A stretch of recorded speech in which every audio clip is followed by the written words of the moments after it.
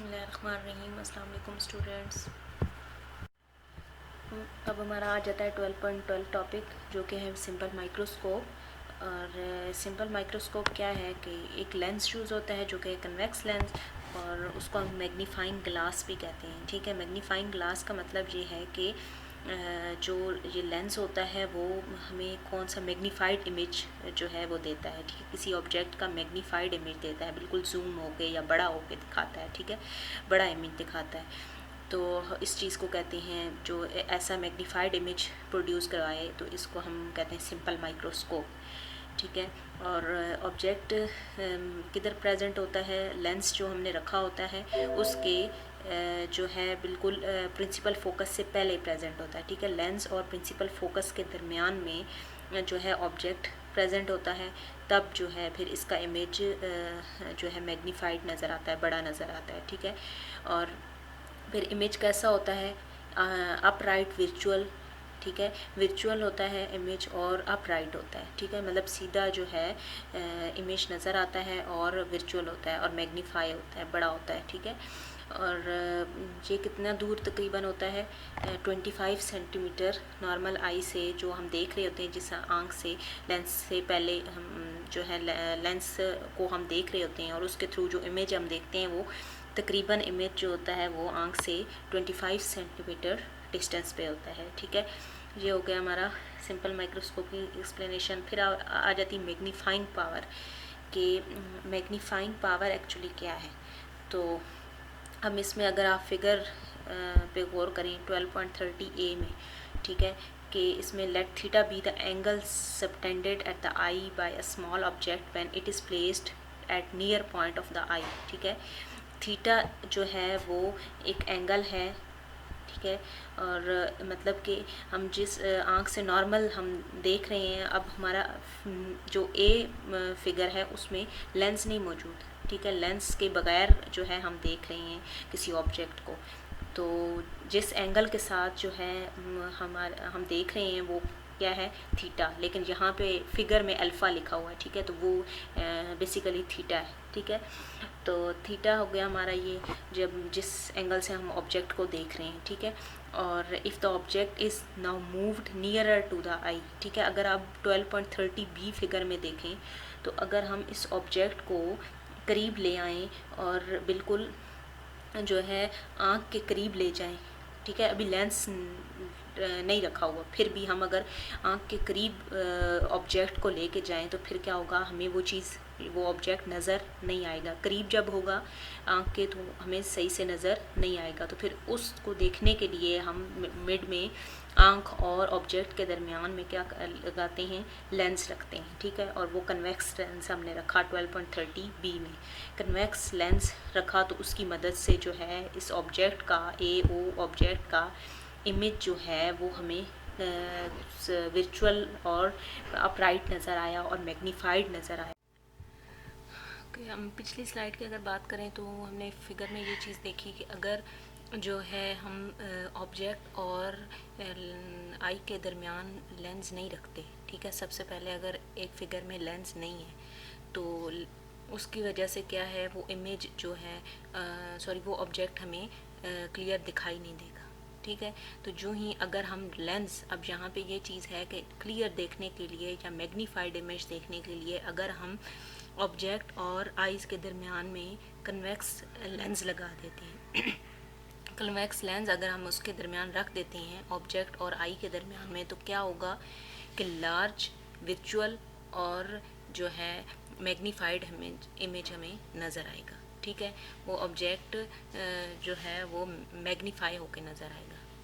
Okay, तो ये चीज़ हमारी आ जाती है मैग्नीफाइंग। और इसी चीज़ की हम फार्मूला देखते हैं कि मैग्नीफाइंग पावर का फार्मूला क्या है, कि m is equal to theta dash over theta. पीछे हमने जिक्र किया फिगर में, तो अल्फ़ा और बीटा से वो चीज़ रिप्रेजेंट की गई है, लेकिन वैसे जो बुक में है आपका थीटा और थीटा डैश यूज़ हुआ है। ठीक है, थीटा डैश वो जो कन्वेक्स लेंस जब आपने रखा बीच में, तो उससे जो एंगल बना जो नियर पॉइंट पे, ठीक है, ऑब्जेक्ट रख के, तो वो थीटा डैश है। और थीटा जो है पहले जब हमने कन्वेक्स लेंस नहीं रखा तो ऑब्जेक्ट और उसके दरमियान जो एंगल बना था थीटा, वो थीटा था, ठीक है।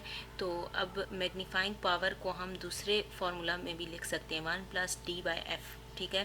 थीटा डैश ओवर थीटा को हम 1+d/f_p d/f_p लिख सकते हैं, ठीक है। जहाँ पे f जो है वो फोकल लेंथ होगी लेंस की, और d कौन सा पॉइंट होगा, नियर पॉइंट होगा ऑफ आई, ठीक है।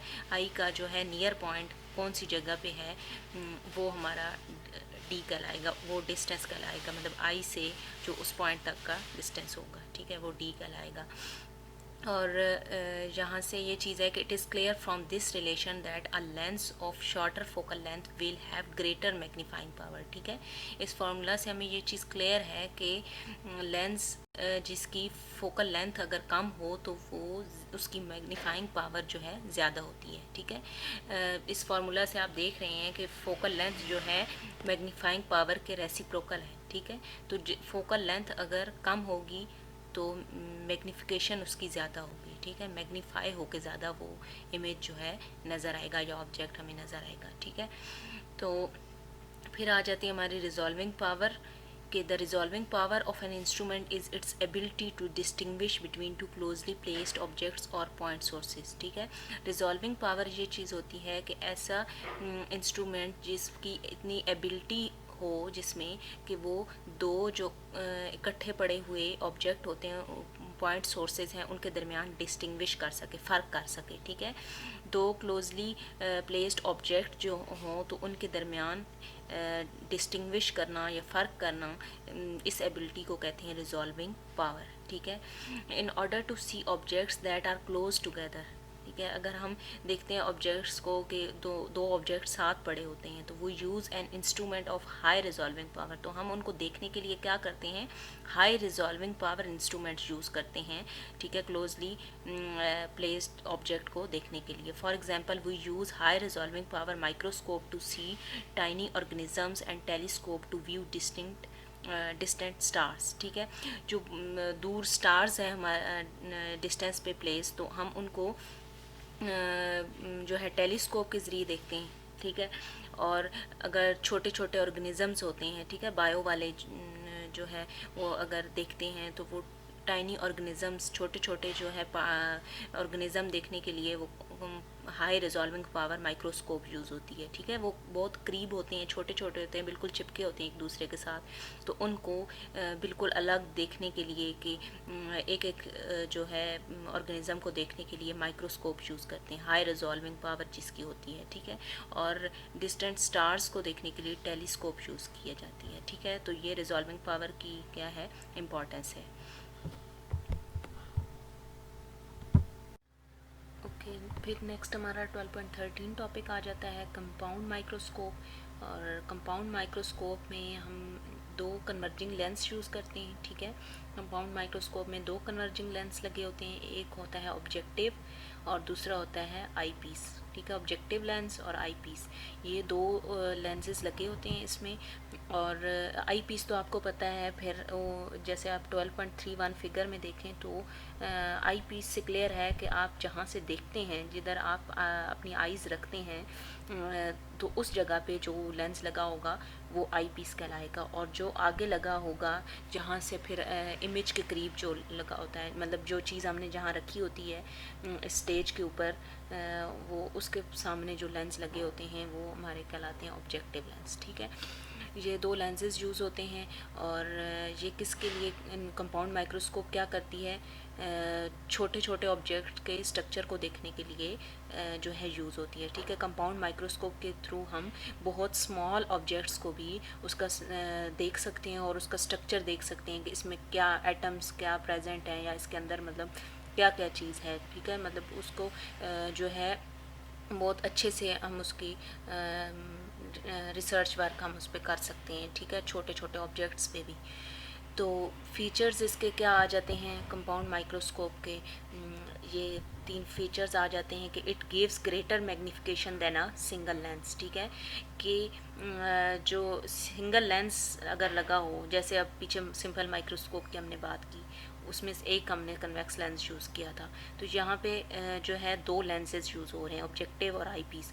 तो इसकी दो लेंसेज की वजह से इसकी मैग्नीफिकेशन जो है ग्रेटर होगी, ज़्यादा होगी, ठीक है। सिंगल लेंस की निस्बत कंपाउंड माइक्रोस्कोप की मैग्नीफिकेशन जो है ज़्यादा होगी, ठीक है, क्योंकि इसमें दो लेंस यूज़ हो रहे हैं। और दूसरी बात क्या कि ऑब्जेक्टिव लेंस की फोकल लेंथ कितनी है, 1 सेंटीमीटर से कम है, ठीक है। ऑब्जेक्टिव लेंस की जो फोकल लेंथ है वो 1 सेंटीमीटर से कम है। अब ये चीज़ देखें, आपने पीछे भी स्लाइड में पढ़ा था सिंपल माइक्रोस्कोप में कि जब फोकल लेंथ अगर कम हो तो मैग्नीफिकेशन उसकी ज़्यादा होती है, ठीक है। मैग्नीफाइंग पावर जो होती है वो ज़्यादा होती है उसकी, ठीक है, लेंस की। अब फोकल लेंथ क्या था, फोकल लेंथ क्या है कि अगर जो मेन फोकस पॉइंट है, फोकस पॉइंट का मतलब ये जहाँ पे इमेज बन रहा है, ठीक है, जिस जगह इस लेंस के थ्रू इमेज बन रहा है उसके और इस लेंस के दरमियान के डिस्टेंस को फोकल लेंथ कह रहे हैं। तो जितना लेंस के करीब इमेज बनेगा, ठीक है, मतलब ज़्यादा डिस्टेंस पे नहीं होगा, करीब बनेगा, तो उतना ही मैग्नीफाई होके नज़र आएगा ना, मतलब उतना ही हमें अच्छे से नज़र आएगा, क्लियर नज़र आएगा, ठीक है। तो इस तरह हम कहते हैं कि फोकल लेंथ अगर कम हो तो मैग्नीफिकेशन या मैग्नीफाइंग पावर जो है ज़्यादा होती है। तो इसकी ऑब्जेक्टिव लेंस की कितनी है, 1 सेंटीमीटर से लेस है। और आई पीस की फोकल लेंथ कितनी होगी, फ्यू सेंटीमीटर, मतलब यहाँ पे क्लियर नहीं लिखा नहीं हुआ कितने सेंटीमीटर है, लेकिन मतलब कुछ ही सेंटीमीटर जो है फोकल लेंथ होगी ऑब्जेक्टिव लेंस की, ठीक है। ये हमारे फीचर्स आ गए कंपाउंड माइक्रोस्कोप के।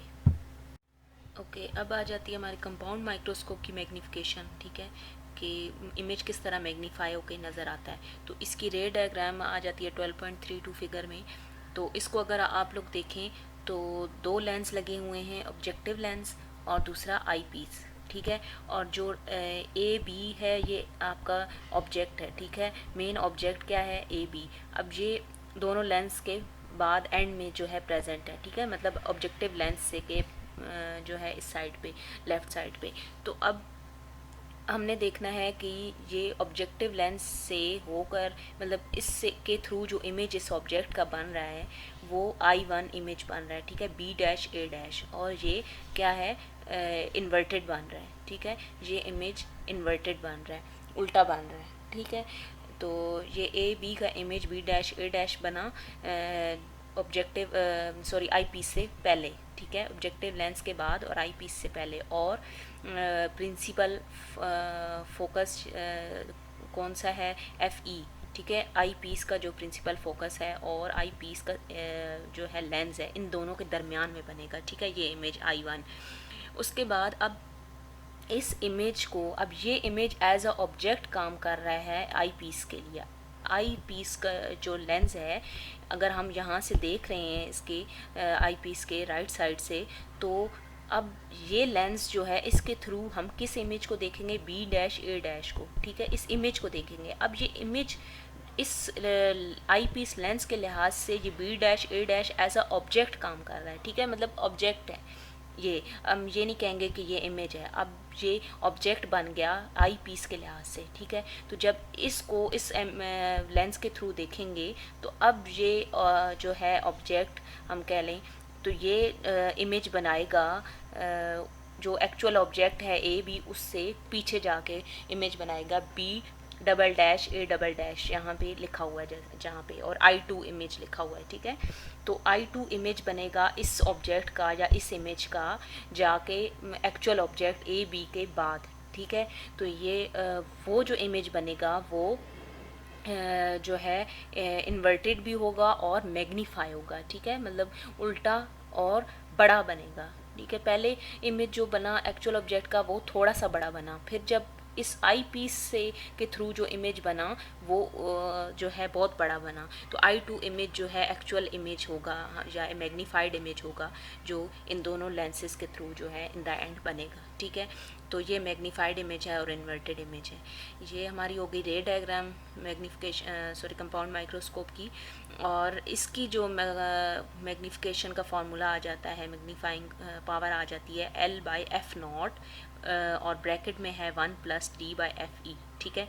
ये हमारा कंपाउंड माइक्रोस्कोप का फार्मूला है कि L/F0 और 1+D/FE। अब ये FE कौन सा है, जो फोकस पॉइंट के और आई पीस के दरमियान का जो डिस्टेंस है वो FE कहला रही है, वो फोकल लेंथ हम कह रहे हैं FE है, ठीक है। मतलब जहाँ पे इमेज बन रहा है आई पीस के साथ आगे मिड जो इमेज बन रहा है दरमियान में, उसके दरमियान जो डिस्टेंस है वो FE है। और F0 कौन सा, ऑब्जेक्टिव लेंस और जो उसके दरमियान इमेज के दरमियान डिस्टेंस है वो हमारा F0 आ जाता है। और अब जहाँ हम देख लें, अगर लिखा हुआ है कि L is the length of compound microscope, L क्या है, कंपाउंड माइक्रोस्कोप की लेंथ है, ठीक है। टोटल लेंथ जो कंपाउंड माइक्रोस्कोप की है वो हमने इसमें लिखनी है, which is equal to the distance between objective lens and eyepiece, ठीक है। जो कि यहाँ पे किसकी इक्वल है, ऑब्जेक्टिव लेंस और आई पीस के दरमियान जितना डिस्टेंस है वो लेंथ कहलाएगी, ठीक है। और D is the distance of final image from the eye, जो फाइनल इमेज I2 बन रहा है, ये आंख से आई से हम जहाँ से देख रहे हैं उससे कितना दूर है वो D कहलाएगा, ठीक है, उसको D कहेंगे। और F0 and FE are the focal lengths of objective and eyepiece, ठीक है। फोकल लेंथ्स हैं F0 और FE जो है रिस्पेक्टिवली ऑब्जेक्टिव और जो है आई पीस की, ठीक है, फोकल लेंथ्स हैं। तो ये हमारी हो गई magnification of compound microscope. Okay, next हमारे आ जाते हैं uses of compound microscope. Compound microscope के क्या यूजेस हैं कि it is use to study bacteria and other micro objects, ठीक है। कंपाउंड माइक्रोस्कोप की हमने बात की है कि वो टाइनी ऑब्जेक्ट्स को या ऑर्गेनिजम्स को देखने के लिए, उनके स्ट्रक्चर को देखने के लिए यूज़ होता है, ठीक है, स्मॉल ऑब्जेक्ट्स के। तो यहाँ पे क्या है कि हम अगर बैक्टीरिया वगैरह हो, ठीक है, या कोई भी माइक्रो ऑब्जेक्ट हो, बिल्कुल जो है छोटे से ऑब्जेक्ट हों, तो उनको स्टडी करने के लिए यूज़ होती है कंपाउंड माइक्रोस्कोप। और दूसरी बात ये है कि it is also use for research in several fields of sciences like microbiology, botany, geology and genetics, ठीक है। कि इसके अलावा जो है मुख्तलिफ़ फील्ड, साइंस की फील्ड्स में, जैसे माइक्रोबायोलॉजी हो गई, बॉटनी हो गई, जियोलॉजी हो गई, जेनेटिक्स हो गई, ठीक है, इन सब की रिसर्च के लिए जो है यूज़ होती है कंपाउंड माइक्रोस्कोप, ठीक है, रिसर्च वर्क के लिए। ये हो गए हमारे 2 यूजेस कंपाउंड माइक्रोस्कोप के। और यहाँ तक हमारे हो जाते हैं टॉपिक्स एंड।